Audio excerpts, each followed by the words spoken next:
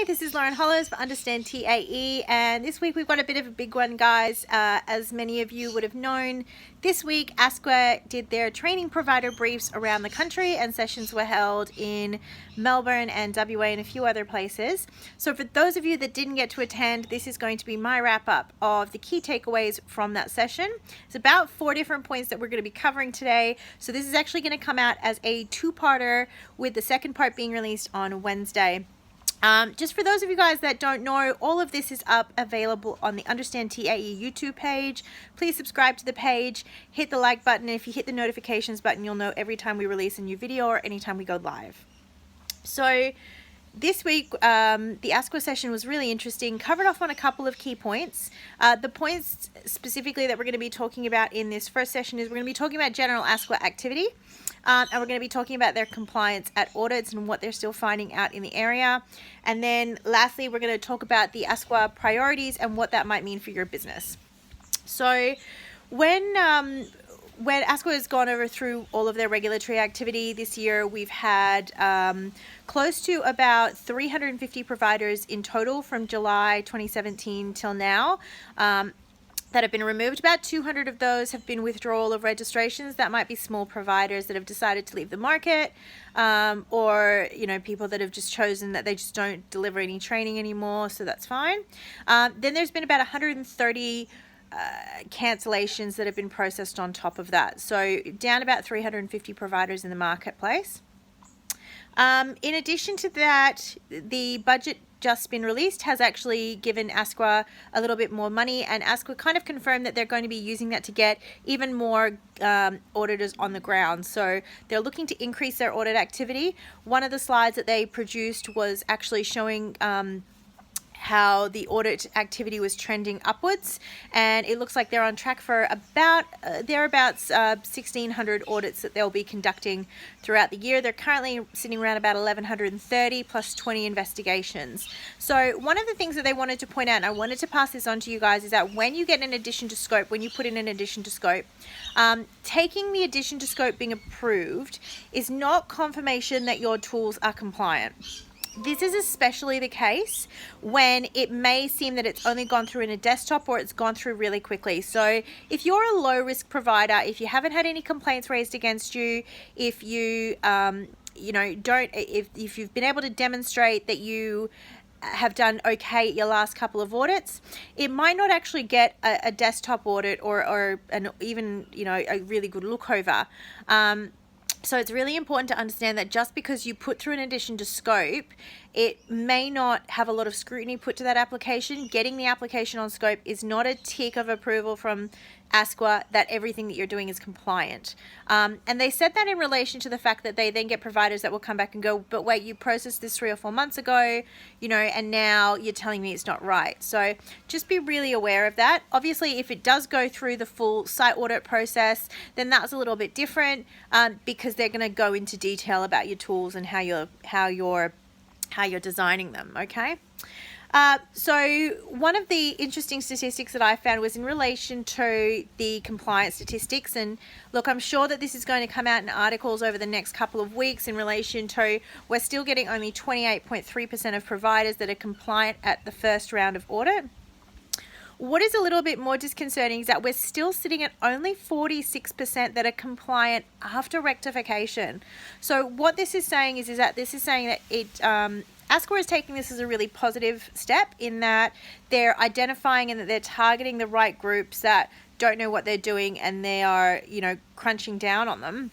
I guess though, more from a consultant and from a vet practitioner angle, what this means is that you need to actually really be aware of how you should be responding to these non-compliances after audit. So ASQA reports are quite clear nowadays. They're going to be telling you exactly what is not working, what you need to fix. They don't tell you how you need to fix it, but they give you a fairly good idea of the kind of evidence and rectification that you need to provide.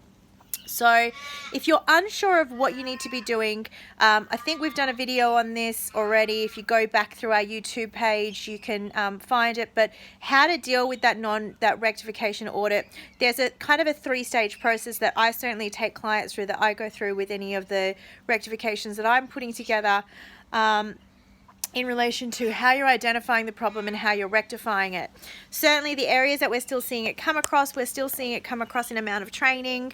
The 3 areas that ASQA identify were amount of training, assessment practices, and third-party agreements. We've got YouTube videos for all of those up there. So it's really important that, again, you guys are taking the time to understand what the non-compliance is, that you not only are rectifying what you're going to be doing moving forward and bringing it up to the correct standard and making sure you're putting that into place moving forward, but you also then need to make sure that you are addressing any of the learners affected. And more importantly, that you're also then taking the time to train all of the staff who are going to be implementing it. We're in a student audit model now whereby it's not good enough to have the right tools and to have the right policies and procedures.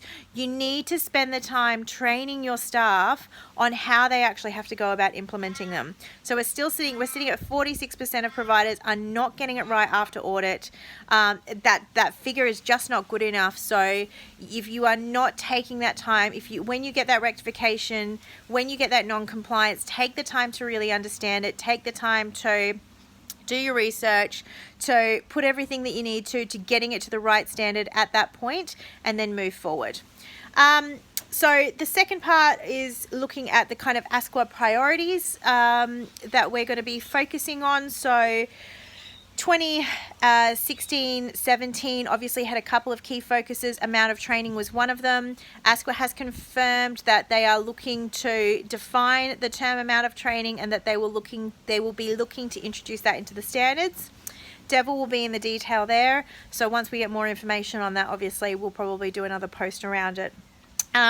Continued focus on trainers. You know, the quality of training and assessment is determined by the quality of the trainers and assessors. I can't say it enough. So that's going to be a continued focus. Some of the revised priorities, TAE obviously still sitting at 74 providers. We're now looking at another TAE round from PwC. So we've got to take that into account as to how that's going to be, but there will be continued scrutiny on TAE providers. I strongly encourage any vet practitioner, if you are seeing a dodgy TAE course being advertised out there, email it through to the regulators, send them a complaint, get ASQA to go in and audit them, because I'm sorry, but it is just not good enough to be running a 5-day course over a week to teach somebody how to be a TAE practitioner.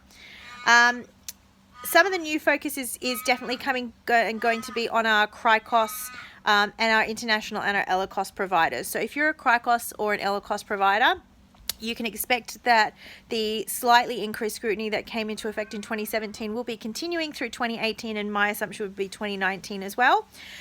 We'll probably do a couple of CRICOS sessions over the next couple of months or something like that, but we're also looking to put together a little CRICOS course, and I know that Raylene Bartlett has got a book for CRICOS providers out there. You can check that out on her LinkedIn page as well.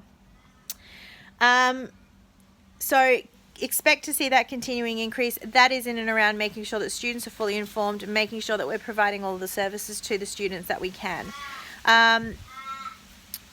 In relation to the non-compliances that ASQA was identifying, we'll be going into this in our next video because I'm already at 8.5 minutes. So third-party arrangements was a big one.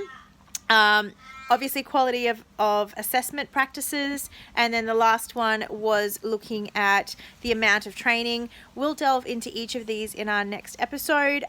We've got a load of slides as well that we're going to be putting up on the Understand TAE website, so if you want to check out some of the slides, which goes into some really good detail in relation to they gave examples on the kinds of issues that they would see in and around each of those 3 key areas. So we're going to post those up on our Understand TAE page. You can check that out.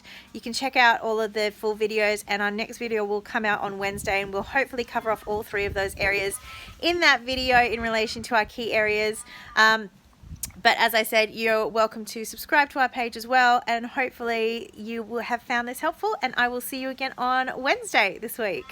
Thanks guys, have a great one. Bye.